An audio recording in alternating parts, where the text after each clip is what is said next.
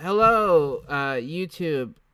This is Gilbert S. with the Unnamed Game Company. I am back with another discussion with a fellow designer. I will let them or him introduce themselves. This is episode I don't know anymore because I'm just going to stop saying the episode number. But we are here with another interview. If you like these interview series, you can go check out Jordan, who was our first interview a couple of weeks back, and you can check our Will Phillip interview. These are very deep, probing conversations in the world of design. So take it away, our fellow designer. Yeah, so my name is Alex Dunn. I am the, head designer, only designer at Wandering Glyph Games. Um, I've been playing TTRPGs for a very long time. I've just recently started moving into like the design area. So I'm excited to talk about TTRPG design with you today. And your pronouns, just so I make sure Yep, he, him. okay. I'm a he, him as well. I just have to ask that just so we're Yeah, properly no, always pronoun. good to ask, always good to make sure. Yep. So you did the game Dwarven Outpost. It's a game that you are currently in the process of making. Hmm. We'll have in this podcast games from all levels, from completed to still in the founding stages. The first interview was an SRD that was not even it wasn't a game. It was just an SRD for a system. So that was still pretty rough as well. So we're kind of in draft process for this game. Am I correct? Yeah, I've been working on it for a while. Unlike yourself, I am a slow writer. Um, Up until very recently, I was working full time. I'm in a master's program. My spouse is also in a master's program, and we have three kids. So writing came extremely slowly. Yeah, I've made I'm a fast writer because I'm single. That's the truth. But I've joked with my game design partner that I am becoming the Hamilton of game designing because I write so quickly, and I don't know if I like that because if at the end of this I'm going to get shot by an Aaron Burr, I don't know if I'm very preferable to want in this scenario. I Um, mean, I'm not sure who the Aaron Burr of game design would be, but we should be on the lookout for that person. Just yeah, keep regardless. me away from Aaron Burr of game design. That's the goal. It's gonna be like I imagine it's gonna be a board gamer. That's what's gonna happen. They're gonna Maybe a be like tabletop war gamer. I don't know. Some tabletop of war they gamer. take it a little Yeah, too seriously yeah. sometimes. It's gonna be like I'm gonna duel you, and I'm gonna be like, no, it's gonna be a larper. That's what it's gonna be. It's gonna be a Oh, yeah, there larper, you go. and Yeah. they're gonna bring real pistols, and I'm just gonna The ultimate LARP. and I'm gonna point the gun to the sky because that's what I'm supposed to do. And whoops. So much um, for honor. so much for honor. But yes. So let's talk about Dwarven Outpost. This is you've been working on this for how long again? Was it? About 2 years. Okay. Um, to for the people listening at home, I was gonna say viewers. I'm like, no one can see my face. For the listeners listening at home, let's why don't you give us a rundown on Dwarven Outpost and the lore and the world of it, so that we kind of get an idea of what we're looking at. Right. So, Dwarvish Outpost takes place in a world that, according to the lore, used to be like a more classic, like Greyhawk or Forgotten Realm style world where there were lots of fantasy races all living together. But it is now currently in the middle of like a long going ice age. And I was kind of basing that on like the slush ball theory of the Earth's major ice ages, where, the majority of the world is basically uninhabitable now. So the dwarves, in order to protect themselves, have moved entirely underground, where they kind of were anyway, just in basic dwarf lore. So the premise of the game is it's supposed to be like a society building game. So the idea is that all dwarves congregate in these large cities called dwarf holds, and as the resources of that dwarf hold get stretched thin, they will send out new parties to establish new outposts, which will eventually grow to become the next dwarf holds. Okay. So what you're doing is you're creating a dwarf and you're taking on the role of one of those dwarves who was sent out to create a new outpost. And then it's up to you and whoever you're playing the game with to kind of decide like what kind of society you're going to build, how you're going to build that society, what the rules for that society are going to be, and so on. Okay, the big question that I think everyone's probably sitting at home, or the three people that are listening to this are sitting at home listening. Hi, Mom. The three people listening at home are listening to this. The question that I need to ask is why dwarves? It's a valid question, and it's usually the first question that everybody who hasn't known me for a very long time asks. I don't know. I When I was about 8 years old, my parents got me The Hobbit, the book. I'm a little too old for eight to have been a movie for me, but they got me the book of The Hobbit, and I loved it so much that year for Christmas they got me Lord of the Rings, and from then I was just kind of hooked on fantasy. And I think starting with something that was so dwarf heavy, um, I kind of always leaned more towards enjoying dwarves, but I noticed there's not a lot of like content out there specifically that's about dwarves, and a lot of times when there are dwarves in content, they end up being used as like the butt of a lot of jokes. So it's hard when I'm kind of in like a dwarvish mood where it's like, yeah, I wanna do some dwarf stuff today. There's just not a ton out there that's not just me rereading the dwarves. Yes, that makes sense. Um, so the document you sent me, and I do review this for all the people listening at home. I do review all the stuff that I make sure I go really thoroughly over things so we have a nice proper discussion. The document you sent me was missing does not have a current how to play section, and Correct. it currently does not have a dwarf creation home section, which I'm assuming you're going to put eventually in. Correct. Right now, mostly what has been done. Uh, I'm not a huge mechanics writer. Um, I think it just mostly comes from primarily like playing and running role playing games. The mechanics were already there because I'm playing somebody else's game. So my mind tends to go to lore first. But as I've been working through the game, I came up with the mechanics for combat and the mechanics for creating the characters, Okay. as well as the mechanics for creating like magic. Um, so that's kind of what has been finished. Needs polishing. It still needs a little play testing. And then coming after that will be more of the like how to play, whether you want to play with a GM or without a GM, um, and how to like build and keep track of your society. Okay, that makes sense. Um, we had this thing with Will when he came on. It's good to know where you come from, like as a designer. Like we knew Will came from Gauntlet, so that helped us understand. Like, okay, the Gauntlet's kind of got a design aesthetic that's pretty common with Gauntlet. So where are you coming from, Alex? Like Uh, where is your influences? Are you raised D&D? Did you actually or are you a White I Wolfer? actually was literally raised D&D. My dad, that was my first role playing game. He taught me to play when I was 12. And I've been playing it pretty much nonstop since then. But I've also played a lot of the like the World of Darkness, Vampire the Masquerade, Werewolf, Hunter, Mage. I've played a lot of those. Did a lot of Fantasy Flight games around like the Warhammer 40K universe.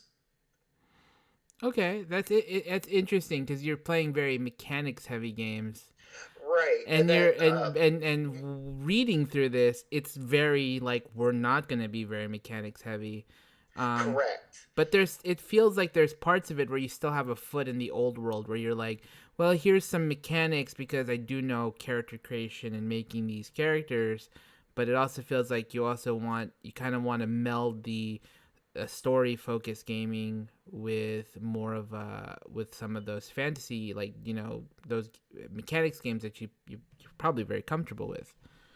Right, and that's kind of exactly what I was looking for. Coming from like the old school 2E, AD&D, and like D&D 3.0, which were very mechanics heavy games. Trying to bring new players into that world and teach them this game that I was excited about sometimes was challenging.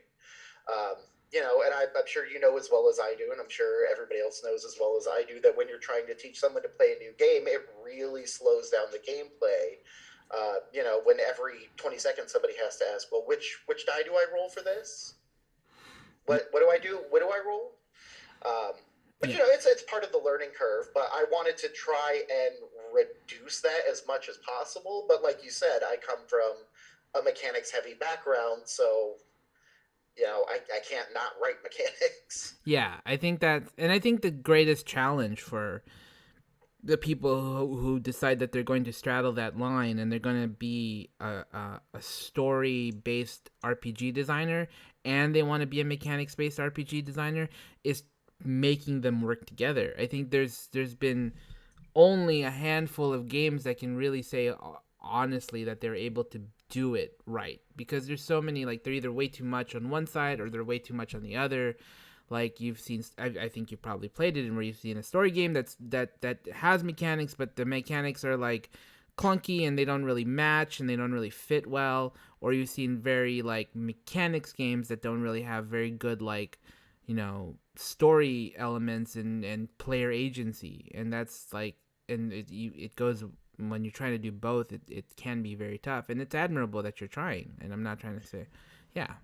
Right. Yeah. That's kind of what I wanted. Is I wanted enough mechanics to create like a structure in which to tell the story, but few enough mechanics that you can kind of tell the story the way you want to. Okay. So since we didn't have a how to play section and we didn't have the creating dwarf section, let's imagine I am sitting down to a table for the first time. We are at a con or something, and you are running a table and you've got a play test going, and it's done. Like, imagine that the game is done. Walk me through what it looks like. Walk me through, as a new player coming into this table, how are you introducing me to this? How are you teaching me these rules? What are we going to be doing in the first, like, I don't know, 40 minutes of the game, so we can kind of get an idea of where we're heading? Sure. Um, so the first thing to know about the mechanics of it is everything is based on percentile die. So it's all done on like a D100. So you only need two D10s to play the game. Um, the first thing that I would probably have somebody do is sit down and create their character, which is created by it's more of a World of Darkness style than a D&D style, where you come up with a core concept for your character, and then you'll want to choose like the skills and abilities that reinforce that core concept. Um, Basically, I didn't want to create a class system, um, because I don't know how people are going to play this game, and I wanted them to have kind of as much freedom to make it whatever they wanted it to be. And I don't really want to dictate, like my idea of what a paladin is might be completely different to what your idea of a paladin is, and I didn't want to restrict anyone in that way. That makes sense. Um, Uh, so what? So I'm sitting down and, okay, no classes. And so what am I? So I have my 2d10s, I'm assuming, in front of me, and I'm super excited for this game. Aw, shucks, mister, I've played Dungeons and Dragons. well, if you play Dungeons and Dragons, you should easily be able to pick up the rules for this. So basically, what you would do is you would choose a core concept first, and that is like just kind of what you want your character to be. Um, so let's say, for example, an example of a character that I created as my core concept, I wanted him to be like a traveling merchant that went between outposts and dwarf holds. So he was kind of like a veteran caravaner. Okay. So then when I was looking to choose like what skills I would want, and to kind of reinforce that core concept, I was having him use things like the drive skill because he'd be proficient in driving teams of animals, or I would have him use, I boosted up his mercantile skill because that's what he was doing. He was traveling for trade, so he's a merchant. Okay. And then I avoided things like, maybe I did not put a lot of points into like his, art or perform skill because he's not traveling to entertain, but maybe he has a few points in it because he likes to make a rousing sales pitch now and then. Yeah. Okay. So you're so I'm looking at your game. Um, I am seeing that you make characters using 150 points. Am I correct on Correct. this? Okay, Hmm.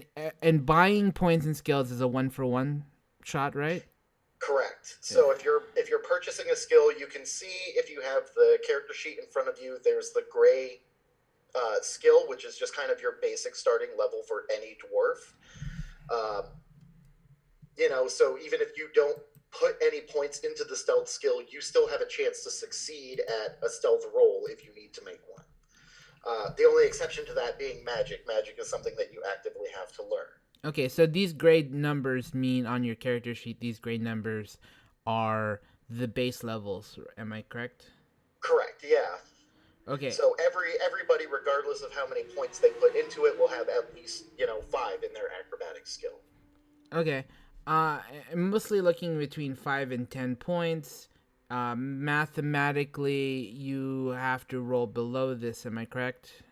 Correct. So if you're playing the game and you're trying to say like I want to sneak past this guard, you would roll a stealth roll. So you would have to roll whatever your score is or below in order to succeed. Okay. Um. So okay, just trying to understand. Okay, so we've seen a few roll under type of games, which are percentile. You have percentile numbers. You have to roll under. I think some of the ones are like unknown armies.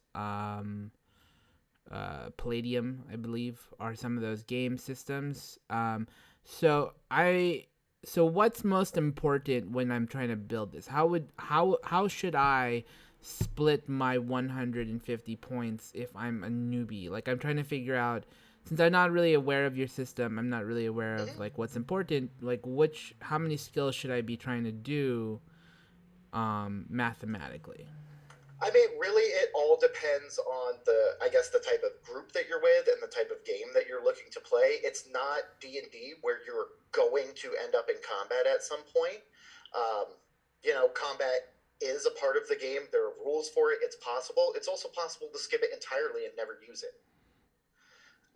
So it really comes down to what kind of character you're looking to play and what kind of game you're looking to play.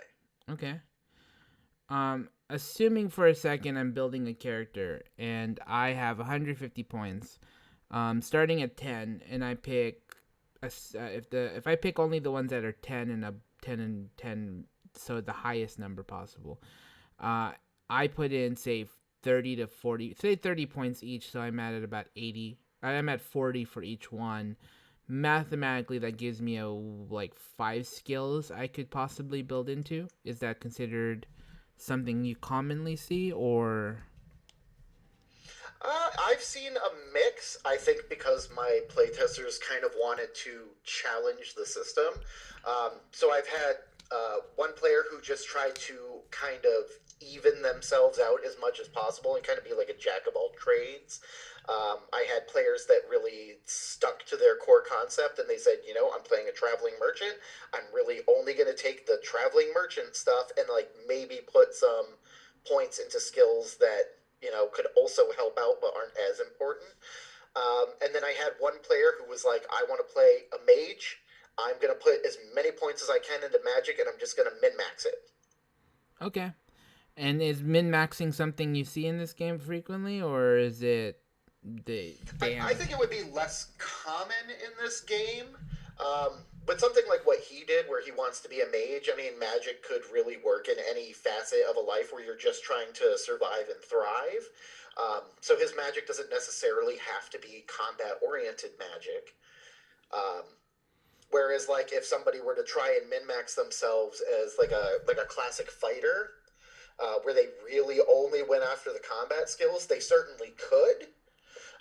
And that's definitely a valid character in the game because I mean, it's part of it is that it's a survival game. You're trying to survive in a harsh world, so you're going to need those kind of people. But they might find themselves at more of a disadvantage when it came to things like, um, role playing some of the things like if an accident occurs or if it's they're trying to investigate something, they might find themselves at more of a disadvantage. But if that's the kind of character that they are going to have fun playing, then that's what they should play.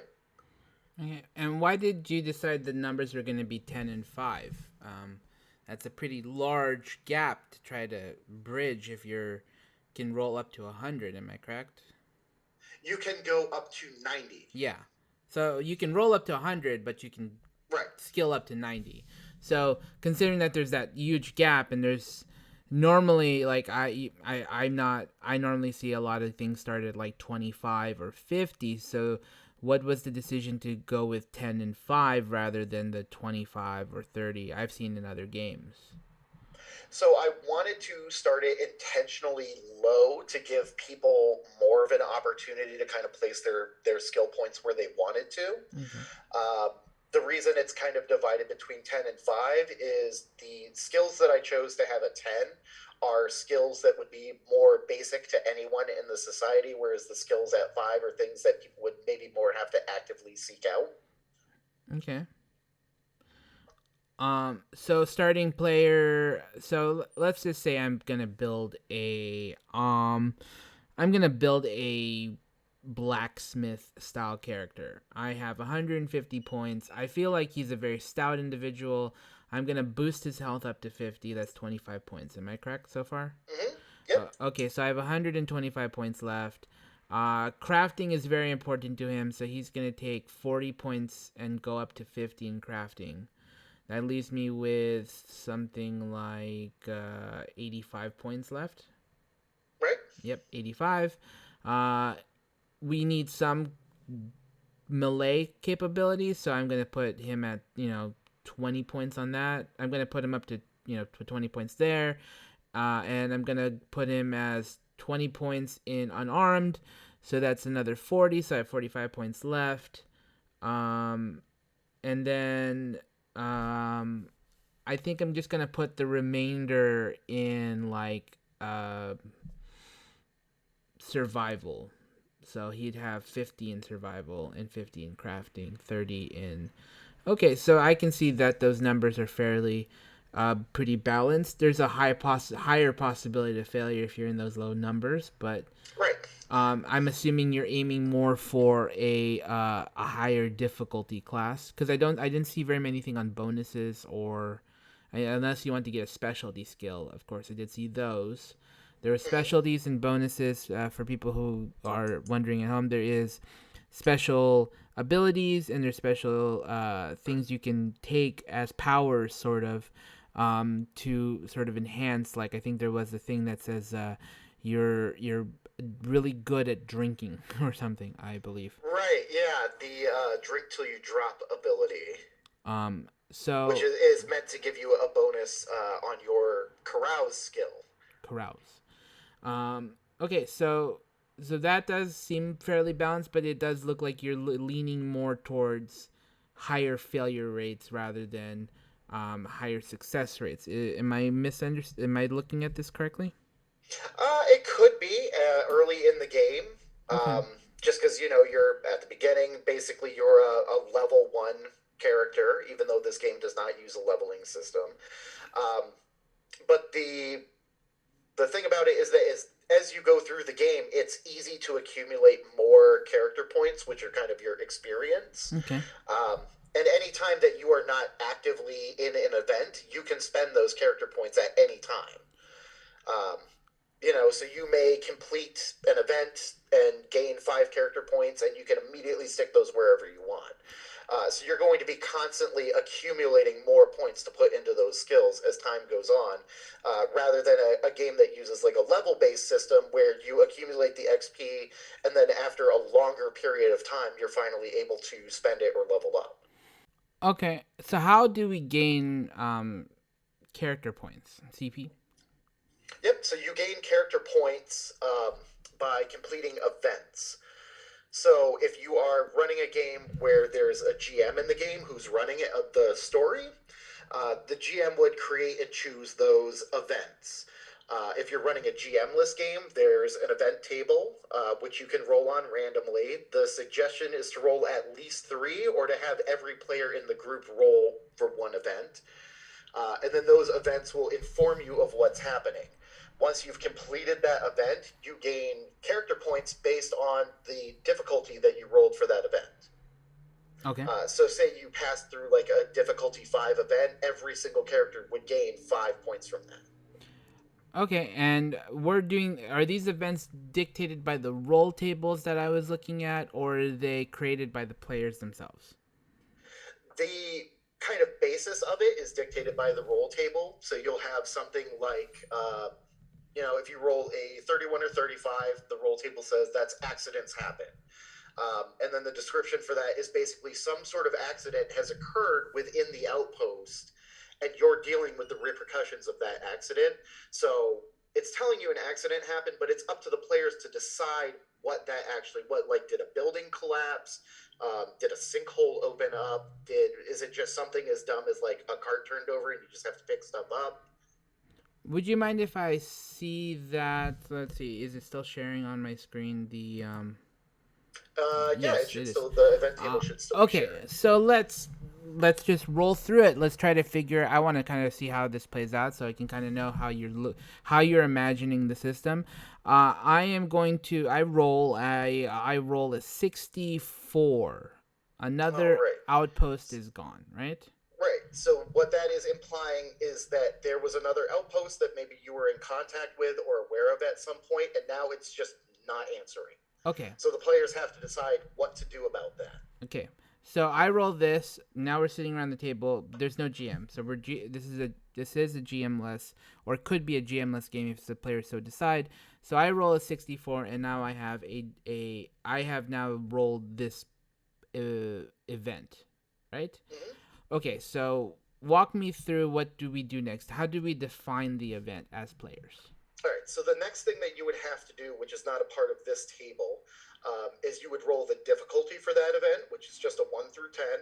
Okay. And that should inform us of how hard it should be. Basically, a 1 is an event that is easily resolved, whereas a 10 is an event that might take a little while to resolve. But depending on the difficulty, again, depends on how many character points you get out of it. Okay. So let's just assume it's a one event. Then what happens? Okay, so we got a difficulty 1 event. We haven't heard from this other outpost. So what I would suggest as a player is, since the difficulty is so low on this one, I would suggest, this is probably a nearby outpost. It's probably one that we've traded with for a while, and maybe just the last trade shipment hasn't shown up, and we haven't heard anything from the outpost. Okay. So then what happened? Do we just say, okay, so we're just going to go out there and see what's going on? Right, that's exactly what we could do. And that, like I said, my test character that I created was a traveling merchant, so that would probably be his suggestion is, well, why don't we just gather up a couple of people and we'll go check on the outpost? Maybe they just broke an axle or something on the way here and the shipment's just late. Or maybe there's something happening there that we can help with. Okay, so my crafter and your merchant go out, and we find the caravan with a broken wheel. That sounds about like a level 1, right?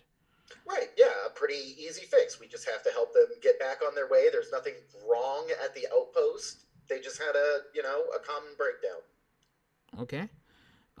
So we get them fixed. I roll my craft skill because I have the capability to craft it and fix it.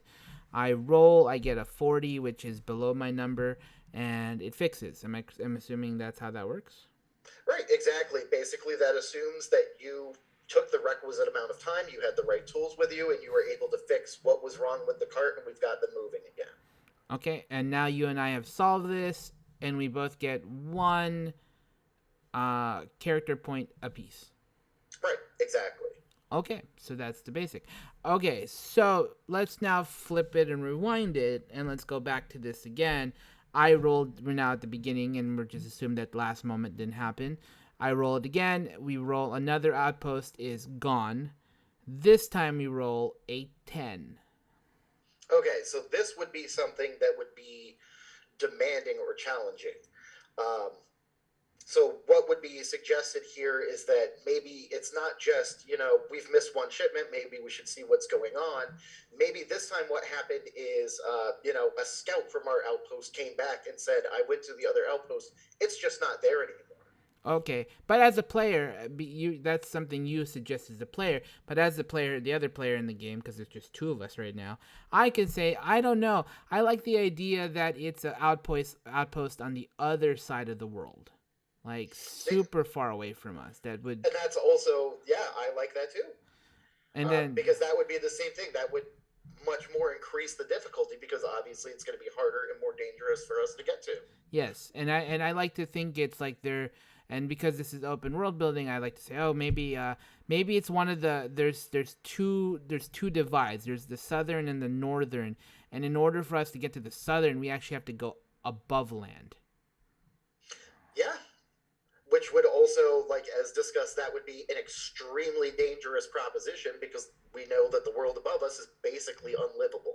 Yeah, So we could only stay there for a certain period of time. We'd have to hurry to cross that, that the that dangerous terrain. yeah, the divide, and we can call it the divide. We write it down. This is the divide. It's the thing that separates the northern and southern continents. Okay, that makes more sense. Okay, so we go and we travel. You and I, we're now my crafting character and your mercantile character. We travel down to the south, and we finally get a hold of them, and maybe the southern communication devices are completely down, and because of a troll attack or something. Does that make sense? Like, is that how we would play this out? And then you and I go fight the troll, and we defeat the troll, and we fix the thing, and then we're good. Like, that's how we solve the event. Right, yeah, it could be that. It could be like any number of scenarios as long as first of all, as long as the group comes to Consensus. a cohesive decision. Like I wanted to say initially that, maybe the outpost had been destroyed, but you were like, no, no, no, let's make it further away. And it's like, yeah, you know what? I actually like that because now, like you said, now we came up with another world building part. There's the divide that we had to cross. We had to go to the surface, which was extremely dangerous, where we probably would have had to make like survival rolls and such. My character with his drive skill, he probably would have had to use that to get over like a lot of the rough terrain. Um, and then showing up, we could agree, yeah, we haven't heard from them because the communication devices are down, and it was because of, this creature. Let's go fight that creature. Let's repair their devices. I would say that would be a significant enough challenge to rate that high level challenge rating. Okay, so who's determining the roles as we're moving forward? Like, if there's no GM, I mean, as players, I mean, not to say that our players would do this, but as players, making our lives easier is kind of like, why not make our lives easier? Why not just be like, who's gonna create the challenge ratings for us to do, and how are you going to solve that for players who don't want to challenge other players? First of all, it could be done by consensus. So, like I said, in our thing, when you say, okay, well, we have to go to the surface, like, we can't get to this outpost any other way. I have that drive skill, you have that survival skill. So, us as players, we could say, well, the surface is dangerous, so we're probably going to have to make a survival roll. Or, the surface has rough terrain, we're going to be taking these animals so that we can cross it faster. We're probably going to need to make a drive roll because something dangerous is going to happen. If you're also not using a DM, you could choose to use a facilitator instead. Not a person who's running the game, but maybe just the person who is the most familiar with the rules or the structure of the game, who can suggest those sorts of things. But in reality, like, I am creating the game, but I don't want to kind of force people to play it the way that I envision it. So if there's a group that really just wants to make things easier on themselves, and that is the most fun way for them to play that game, then they are still playing it correctly. Okay, that makes sense. Uh, how are you imagining dealing with disputes on the table? Well, I'm hoping that it won't be, like a huge friendship ruining issue. Um, but I would imagine it would be like more of a majority rules consensus. So in that scenario, if we had had other players with us and you had said, well, I think we need to go to a further away outpost that requires us to cross the surface, and I said, well, I think we should go to a closer outpost, but maybe one that's been wiped out by a monster or another outpost attack or something. And neither of us were willing to budge on those ideas. Then I think it would be kind of up to the other players to say, well, I like this idea better, or I like that one, or honestly, we could just roll for it. Okay. Yeah, because that's the difficulty when we're dealing without a GM, is that sometimes Right.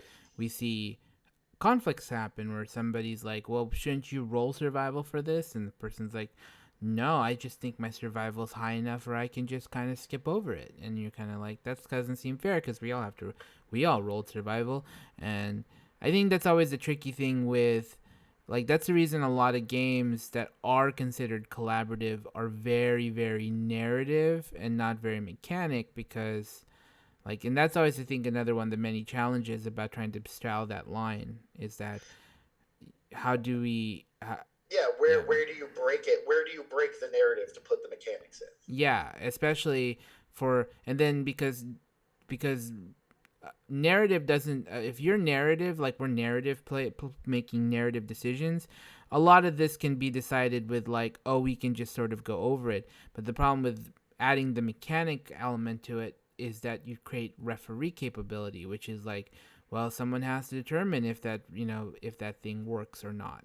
I think that's the Right, struggle. which is why I went with like a roll under type situation.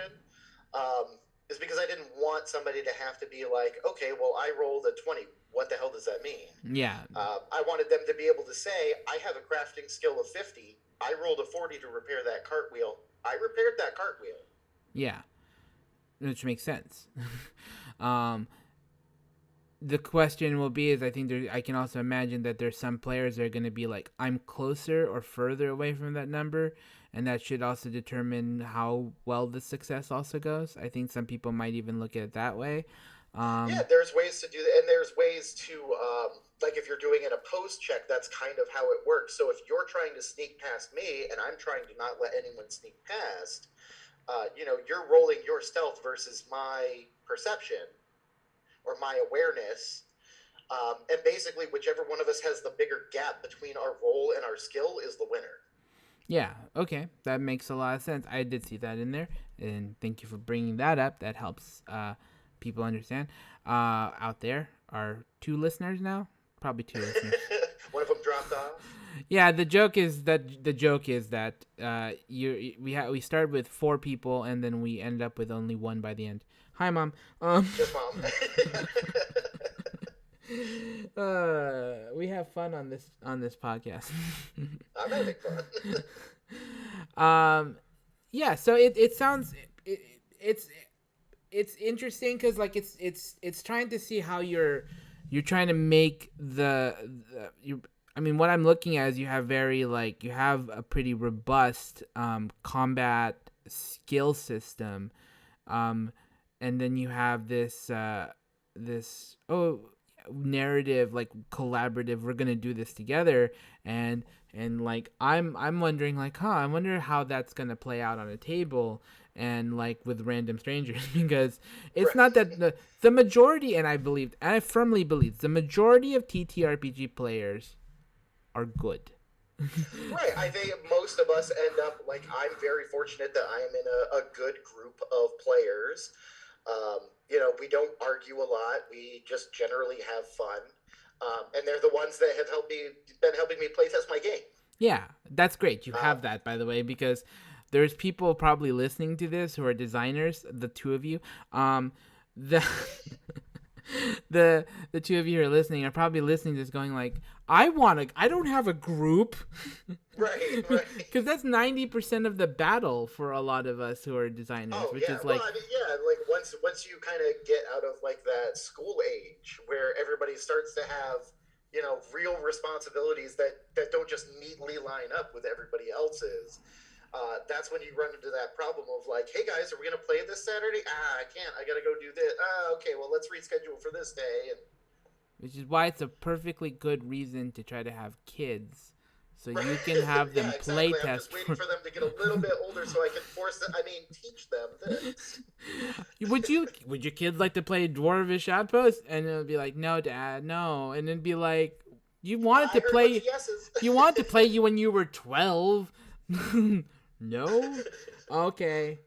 You have like a window, I think. It'll be like where they understand how to play games, and they're capable of playing games and giving decent feedback, and then they become teenagers. So you're gonna have to Right, like yeah, and then they're just really, awful. and then you have that little window where you're gonna be like, yes, we're gonna play between 10 and 12 years old, and then they'll be like, and then no, never again. So you have Yeah, and then they'll just be done with me. yeah, so you have 10, you have like, you have to wait 10 years till they're there, and then you have and then you get 2 years where you get to be a full-on game designer and get your kids to play all your games and think they're great.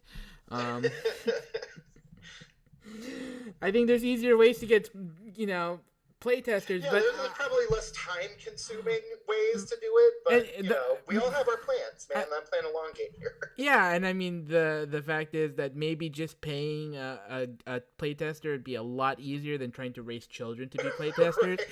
Right. It might be a lot more affordable, but I think it might be pretty close. It might be pretty close. I guess it depends on the playtester, yeah. Or it just depends on the kid. I mean, I think you have to feed playtesters too, so. Yeah, I think you also have to feed kids, don't you? I mean, like sometimes. I guess.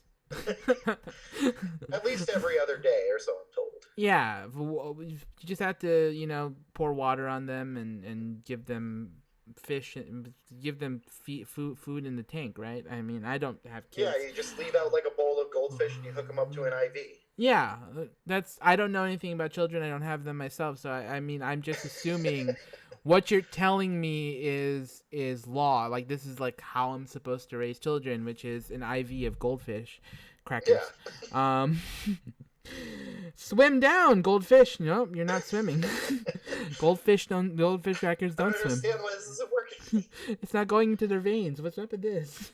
Well, first of all, it's not plugged in. Oh, that's the problem. Me just on Amazon writing angry reviews to medical equipment companies. I was trying to feed my kid goldfish intravenously, and it was not working. Your tubes are too small. Yeah, does not fit goldfish. 1 star. 1 star. You just a picture of the goldfish trying to swim through, like push through the tube. That's just terrible. So For Gilbert's mom, who's now the only person still listening, I do feed my children. For people listening, we do not at Unnamed Game Co. condone any sort of mistreatment of children, Or misuse of medical equipment. Or goldfish crackers. Right. Eat goldfish crackers the correct way, not intravenously. Also, but we do sometimes, and not entirely, advocate maybe being meaner to teenagers, but not like super they mean. Deserve it. But just enough that they. I know I certainly did as a teenager. Yeah, so did I.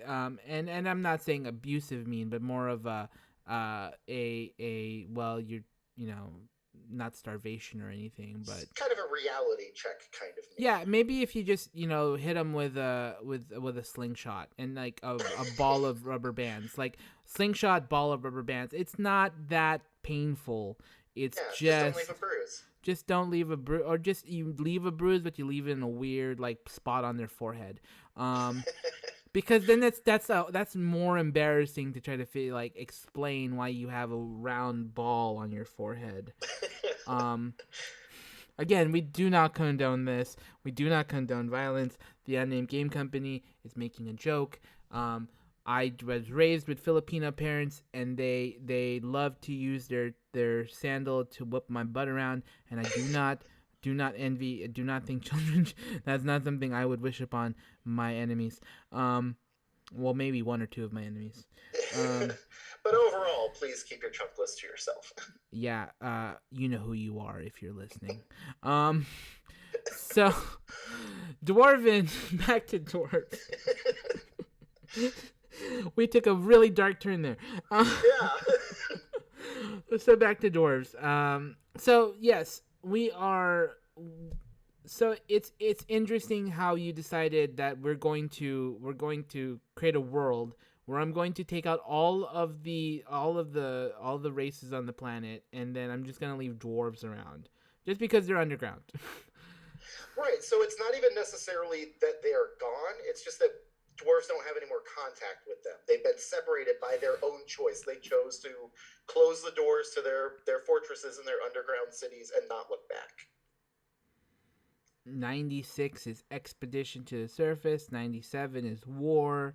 98 is legendary resource discovered. 99 legendary creature discovered, and 100 unique discovery made.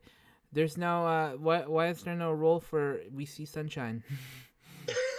Well, I guess that would be expedition to the surface, but the theory of like their world's predicament, their slush ball Earth, is that the sun has been obscured. So it's kind of left to the players as to interpret why. I think the beginning of the game guide gave a little bit of like, well, maybe it was a volcano, maybe there was a meteorite impact, maybe the gods just hate us and they decided to leave and take the sun with them. But for whatever reason, it's too obscured, it's too far away, we don't get enough light, we don't get enough heat, and the world froze over. I'm taking my ball and I'm going home, is what the god Right, their said. big bright ball, and they said, "This is mine." They went home. Yeah, all the other gods were picking on him, and he was like, "I'm taking my ball and I'm leaving," and all We the can still gods. see the big bright ball, but it's too far away from us to for us to really get any joy from Yeah, it's sitting in the windowsill it. of his Up on house. like the second story of that mean kid's house. There's a Yeah, dog in the yard. You're just never gonna get to it. yeah. There's he's currently watching the planet and going. I have my grilled cheese sandwich and I'm enjoying this and watching that thing turn to ice. Um, okay, so I know that because if I'm a game designer or someone who's listening, that quirky little things like building a dwarven home are really cool. And there's reasons that I kind of ignored it because I was like, you need to stay with us until the end. Um, so now that I have a character, and now that we've talked about how we deal with events and how we collaboratively create all those things, the one thing that I know some people are probably listening at home, the two people, maybe one person, maybe the person who came back. Hey, welcome back from your bathroom break. We appreciate you. I don't know why you Yeah, didn't pause and just like wait and then come right. back and finish, but you missed a lot. You missed a whole section. I recommend you rewind. We're gonna I think people want to know, how do we build dwarven home, because like it's the thing, like it's the I think that people love the whole customization aspect, which is why like Forge is so popular. We get to build a base and we get to make Right. stuff up. Like, yeah, we get to build this world, and I think that's the thing that some people who are listening are probably saying, like, okay, now get to the dwarven home thing. Go. Right. So the mechanics of it are not worked out yet. But I definitely agree with you that that is the part that gets a lot of people excited. I ran the last D&D campaign that I ran, a long running campaign. Part of it was that the players had a fort that they could kind of customize however they wanted, and that was what they focused on a lot. It was like, hey, did you know you could go over here and get like this more story elements? It's like, yeah, but shut up, DM, because I'm picking tapestries. Yeah. Um, Are but you? yeah, so mechanically, that part has not been worked out yet. That's kind of the part that I've been beating my head against the desk on, spending a lot of time in Google Docs just staring at a blinking cursor. Yes. Um, but the idea so far is that when you are kind of at the start of the game, you're going to be in a basic outpost situation. So you will have sort of everything that you need to survive, if not thrive. Uh, and then from there, as you complete events, you will also get points towards building your society. You'll get society points as well as character points. Um, and then you can spend those society points at the end of a season. And a season is just a group of events. So if we say we have to roll 3 events every time we're rolling new events, then those 3 events comprise a season. And at the end of the season, we tabulate whatever society points we've earned from that, and then we kind of build our society with those. Okay, that sounds pretty nifty. Um, f- so, hmm.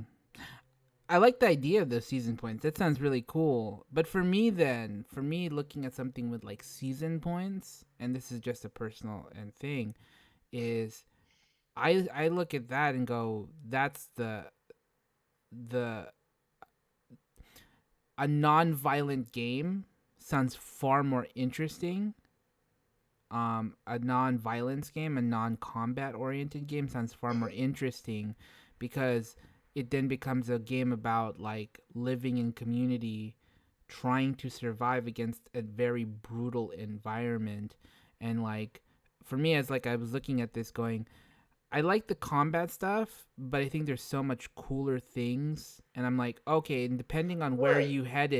depending on where you headed with where you go, what you're gonna say about, the dwarven home thing was like, oh, that sounds really cool because now you're earning society points and you're earning character points, and that sounds like okay, so everything we do is to better the society and the world that we live in. Exactly, exactly. So even if you do, so if you look at the event table, there are only 3 events on there, um, that really indicate like this should be combat.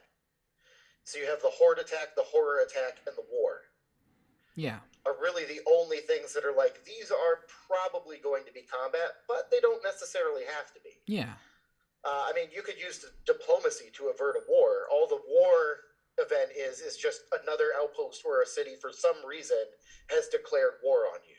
yeah. But you could avert that completely without bringing your characters or your society into combat and still earn the same amount of society points that you would with violence. Yeah, because I'm looking at this table and I'm like, wow, there's so many cool like new resources. Visiting, um, there's a very ground level feel to this that's similar. Like I imagine like if you were playing like this, like if you were playing what's the game? I'm blanking on it. It's the one where you draw on table and you tell stories. I am now blanking. Oh, why? It was on the tip of my tongue a second ago. Um, uh, it takes place in the year of in a colony, and you tell stories about the colony. And so for me, looking at this, I was like, it's like playing that, but that's more of a storyteller, like playing on the outside of it. This game looks like you're playing from the inside, which is really cool. And for me, I was almost looking at like, and this is, I hope this does not sound offensive, I kind of skimmed over your combat section because No, that's I not don't the, mind that at all. uh, Like the combat rules were some of the first rules I wrote because I mean, I come from like I said, like D&D, Warhammer 40K. Like I come from those crunchy combat heavy games as just like part of my gaming background. I was also a U.S. Marine for 4 years, yeah, so I had like it's just tactics are just stored up in my brain, and that's the way I think about things. Is I think about them tactically. yeah, So the combat rules were just the rules that came most natural to me when I was writing. Um, they are a part of the game, but they are not the point of the game. yeah, I mean, really, like I would say, it's kind of a voluntary part of the game if you want to use combat because occasional combat is exciting, or if your group is super into combat and you just want to solve everything by fighting it, great. If that's fun for you, then great. If you don't want to touch combat because your group is not into it, great. You're still playing it right. have you thought about maybe getting rid of combat as a component of your game, or is it just something you want to leave in? I think I want to leave it in just because I feel like it kind of goes hand in hand with the survival aspect. Like you are coming, like you have your outpost, you are coming from a dwarf hold, so you do, kind of have that support. But really, you're on your own, and sometimes when you're on your own, you have to fight. Okay, that makes Um, sense. but like I said, I wanted to leave it in a way so that if you're in a group of people that just absolutely don't like, that's the least fun part of the game for them, then skip it. Yeah.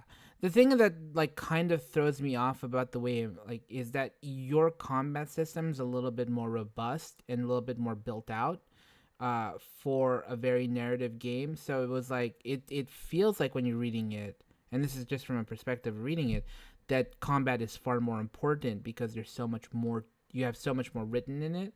And that's just the reason I was like, oh, okay. And but then when you look at the events table and you look at some of the other things, you're like, well, maybe it's not as a big Right. deal. Most of this game lives in like Google Docs in the form of notes right now. Yeah. So what you're seeing was basically just what I had written specifically to test the combat creation and or the character creation and combat system. Okay, it makes sense. I, I'm I'm for anything regardless. I'm not I'm Right. not like, oh no, you should totally. It's more like, okay, cool. I think that there is I think for me it's like the world when you make for as from a designer perspective, I always say that if you make the world too deadly and too dangerous, making the other things around it deadly and dangerous is like, well, that's just stacking up too many cards against the players. Like, for Right. yeah, that's the way I look at, like, okay, so if you're gonna make the world a frozen tundra of ice, like, and make it already a game about survival, then it becomes a game about, like, people rather than a game about like other people. And that's just the way I look at and you make a very almost drastically difficult in situation for some of these dwarves, which is interesting. Right, and that's kind of what like I wanted it to be a difficult situation. I mean, I think a lot of like humanity's best stories are told through adversity. Yeah. Um, I mean, that's really where you kind of find the extremes of human behavior. So I assume it's where you would find the extremes of dwarvish behavior also. Um, but I mean, I didn't want it to be like you said. I didn't want it to be like the whole world is trying to kill you, so you better be a killer.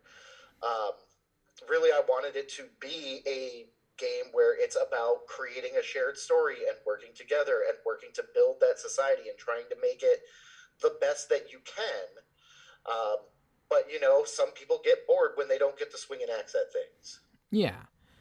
But So I want, and I'm sometimes one of those people. Like I like playing, a very role play heavy D&D game. But after a couple of sessions of that, it's like, all right, can I hit a troll? Like I got this big weapon. Can I kill something with it? that's another question, as I always have I always think about as a designer, which is, can a game be a game for everybody? I don't think really that it can because everybody is so individual, and you're always going to have those people where they're just not going to like it.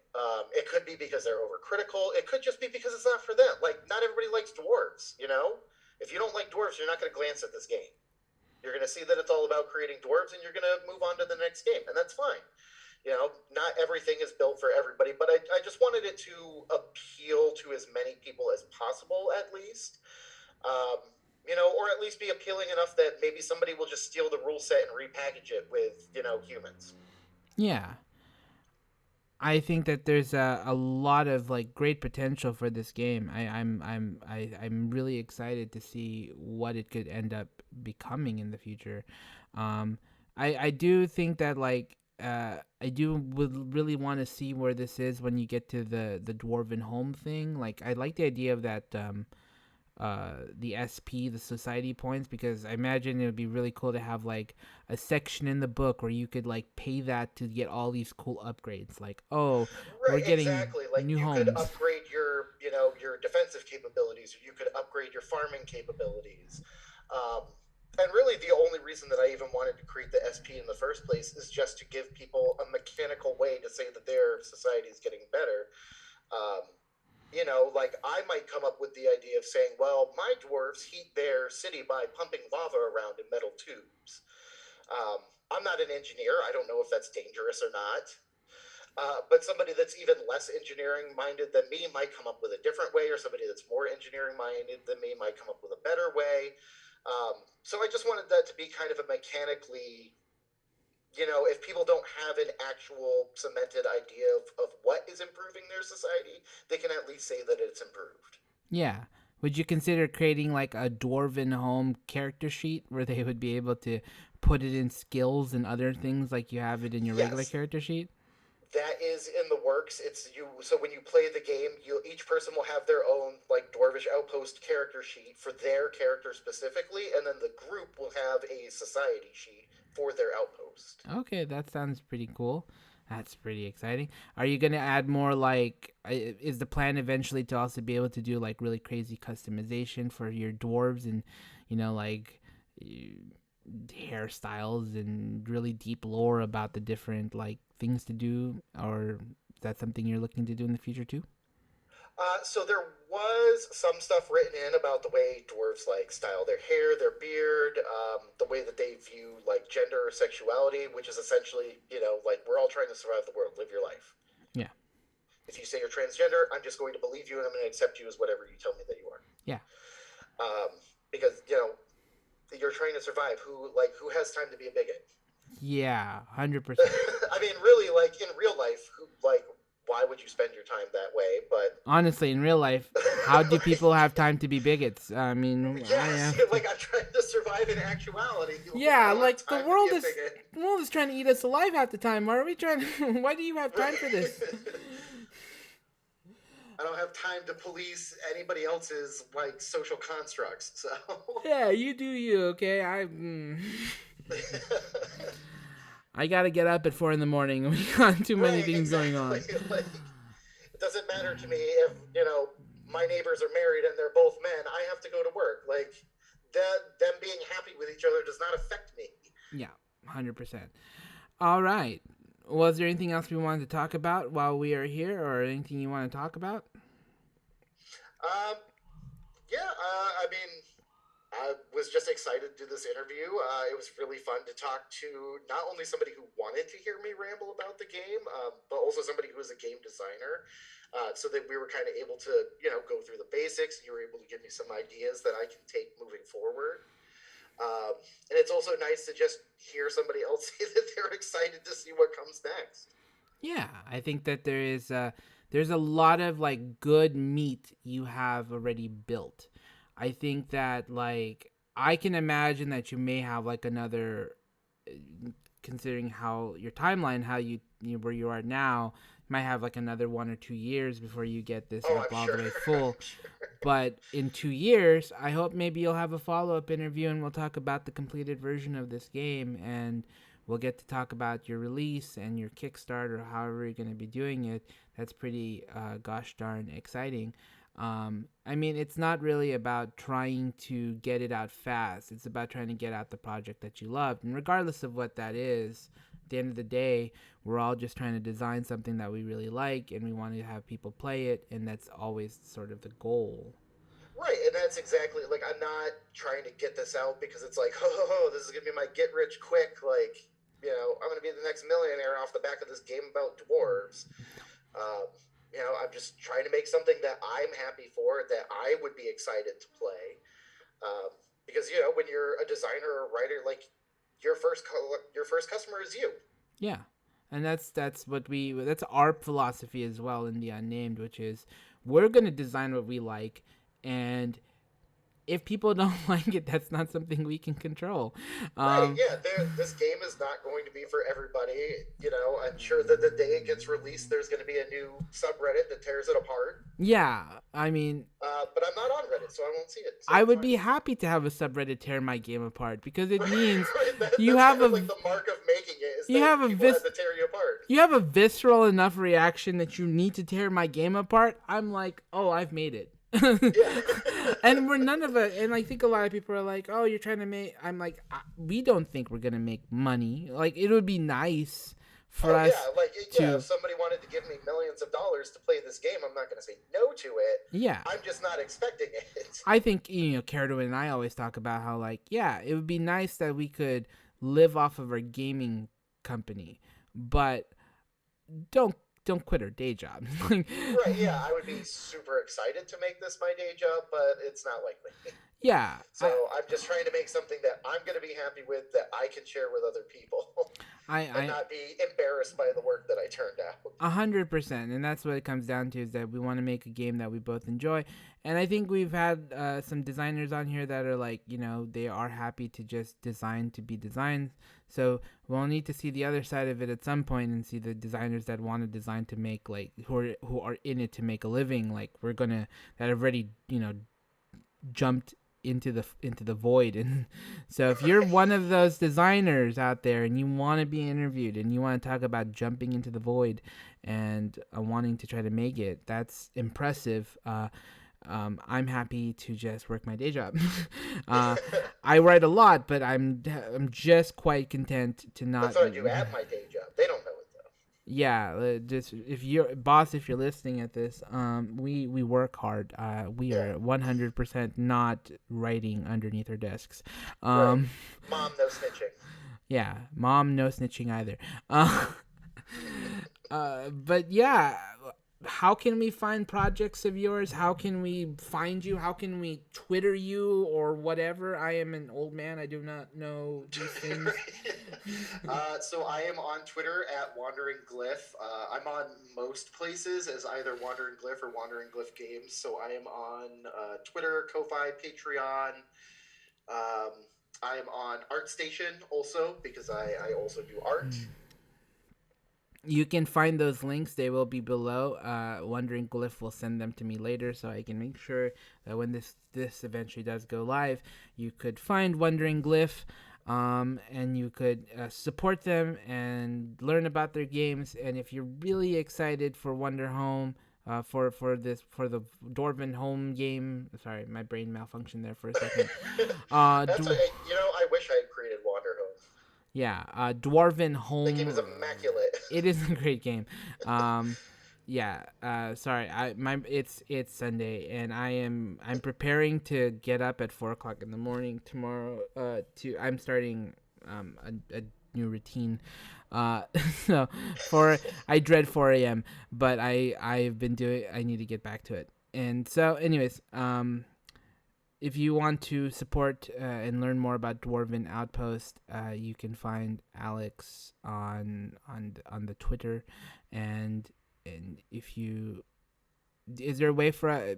Are you looking for people to potentially be playtesters as well, or? I have my playtest group for now, but if people are interested in playtesting what's already been written, yeah, absolutely. Feel free to, hit me up on one of the various platforms where you find me.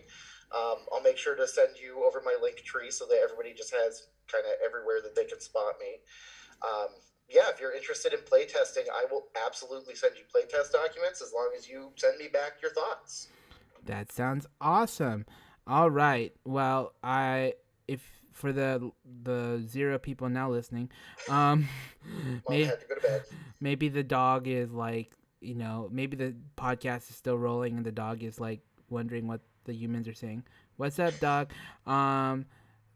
Thank you for listening. I hope you enjoyed this interview. Hit like and subscribe on down below if this is something you like to see more of. This is Gilbert S. from the Unnamed Game Company, and we are with. This is Alex Dunn from Wandering Glyph Games. And thank you and for listening. Have a good night.